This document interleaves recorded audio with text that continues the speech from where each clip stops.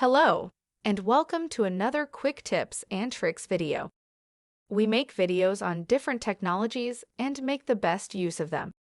Please subscribe to this channel and press the notification bell icon to regularly get updates of freshly curated videos. Today, we will look into a topic that will help you design better microservice architecture applications. As we know, companies used to design their applications as a massive monolithic system for a long time. This caused many problems in its maintenance.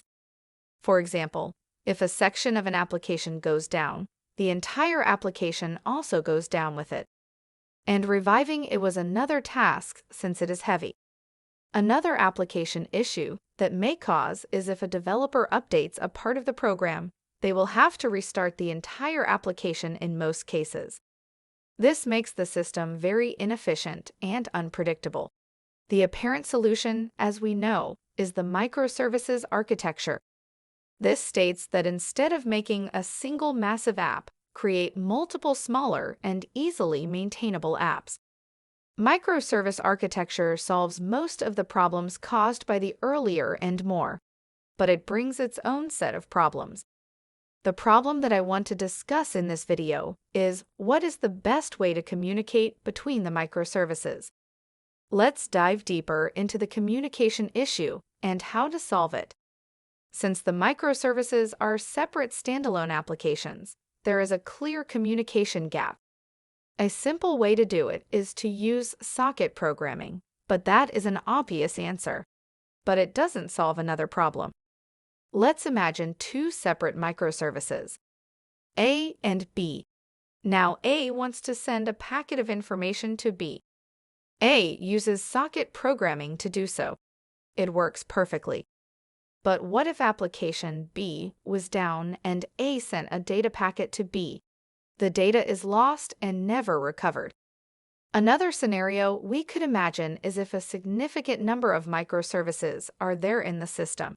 Let's imagine them to be above 10 microservices. Now, A sends data to all of them, but only application D had any use of that data. It is complicated and unreasonable to maintain the metadata on each microservice about what kind of information matters to which application. This may cause redundancies and clog up the network for other data packets. Considering all these scenarios, LinkedIn came up with an excellent solution to these problems. Kafka is an open-source platform written in Java and Scala that provides a unified, high-throughput, low-latency platform for real-time handling data feeds. The co-creators named the system after its original author, Franz Kafka. Now, what does this all mean to us?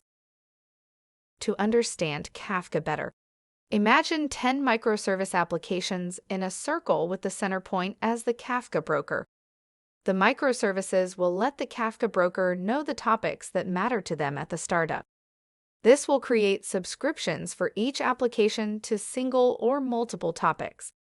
Now, application A doesn't need to know which microservice requires a particular data set. Application A simply sends the data packets to Kafka broker and its topic. Let's say topic book. Kafka broker creates a queue for the topic book and adds the data in the queued stream for the topic. Let's say apps D and G applications have subscribed to the topic book. They will simply read the queue and get the data packets. This avoids network clogging since Kafka broker handles it very efficiently. And the data is only sent to the application that has subscribed to the topic. Now, if the application G had subscribed to this topic, and it was down for some reason during the data queue creation, Kafka broker holds the information until the application comes back online and reads it. That is just the icing on the cake. I hope this was quite an informative video for you.